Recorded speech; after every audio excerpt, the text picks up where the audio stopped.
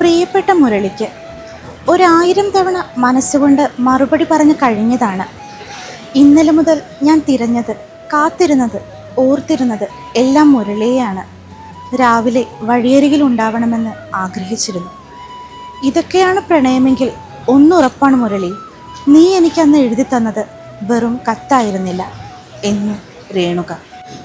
ഒരാളോട് പ്രണയം തോന്നി തുടങ്ങുന്നത് മുതൽ അയാളുടെ കണ്ണുകൾക്ക് പ്രത്യേകതകൾ നിറയും. അതിൽ മറ്റാർക്കും കാണാനാവാത്ത നിഗൂഢതകൾ പെരുകും. തനിക്ക് മാത്രം വായിച്ചെടുക്കാനാവുന്ന കഥകളായി ആ കണ്ണുകൾ മാറും. ഈ ഭൂമിയിൽ എല്ലാ മനുഷ്യർക്കും സംസാരിക്കാൻ കഴിയുന്ന വിഷയം അത് പ്രണയമാണ്. ചിലർക്കത് ഓർമ്മയായിട്ടും വിരഹമായിട്ടും കാത്തിരിപ്പായിട്ടുമൊക്കെ പറയാം. പ്രണയത്തെപ്പോലെ ഒരാളെ മനോഹരമാക്കുന്ന മറ്റൊരു വികാരമില്ല. ദേഷ്യമോ സങ്കടമോ സന്തോഷമോ വരുന്നത് പോലെ പെട്ടെന്ന് കടന്നു വരുന്ന ഒന്നായിരുന്നില്ല പ്രണയം. സമയമാകുമ്പോഴേ വരൂ, ഒരാളിലേക്ക് പകരും. എല്ലാ മനുഷ്യൻ്റെ ഉള്ളിലും അവനവന് മാത്രം അറിയാവുന്ന ഒരു ഞാനുണ്ടാകും. പ്രണയിക്കപ്പെടുന്ന സമയത്ത് നിശബ്ദമാക്കുകയും സ്വന്തമായി കഴിഞ്ഞാൽ പുറത്തെടുക്കപ്പെടുകയും ചെയ്യുന്ന ഞാൻ.